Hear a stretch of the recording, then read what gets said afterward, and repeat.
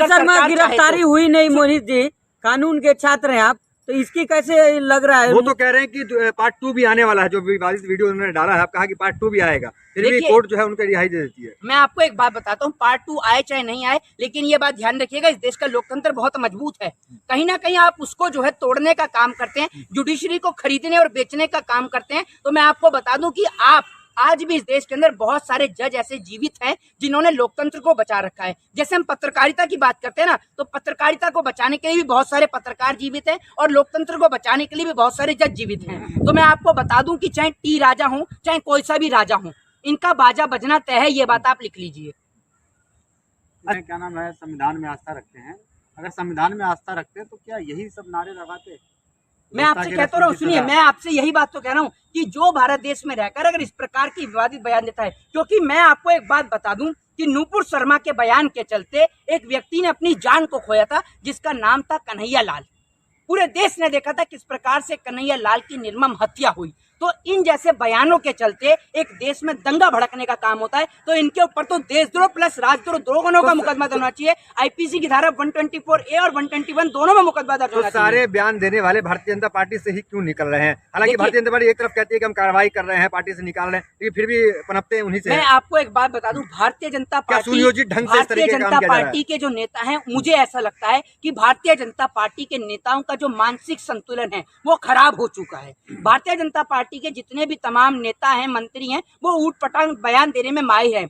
BJP की party के अलावा और भी इस देश में विपक्ष के नेता हैं, चाहे वो मायावती हो, चाहे वो अखिलेश यादव हो, चाहे राहुल गांधी हो, सोनिया गांधी हो, और भी बड़ी बड़ी पार्टियां हैं इस देश के अंदर, वो आज तक कोई भी विवादित बयान नहीं देती। एक देश है जिसका नाम है इंडोनेशिया, उसकी राजधानी है जकार्ता। वहां पर मुश्किल से हिंदुओं की जो आबादी है 2 से 3% है। आज तक आपने वहां पर ये नहीं सुना होगा कि वहां पर हिंदुओं को किसी प्रकार की तकलीफ मतलब या हिंदुओं के धर्म गुरुओं को गलत बोला हो। मैं आपसे एक बात कहता हूँ, टी राजा उस टाइम पे कहाँ चले गए थे जब हिंदू धर्म की आस्था की प्रतीक माँ काली का पोस्टर बनाया जाता है?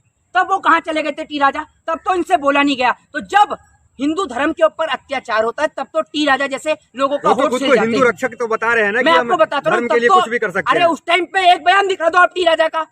टी राजा काली माता के पोस्टर को लेकर एक शब्द नहीं बोले। कट्टर हिंदू आप नहीं मानेंगे टी राजा को? अरे भैया, अगर टी राजा कट्टर हिंदू होता, अब हम हैं, हम अपने धर्म से भी जितनी मोहब्बत करते हैं उतनी ही मोहब्बत मैं आपके धर्म से भी करता हूँ, तमाम धर्मों से करता हूँ, क्योंकि मेरा धर्म जो है या आपका धर्म है वो सभी धर्मों को रिस्पेक्ट करना सिखाता है।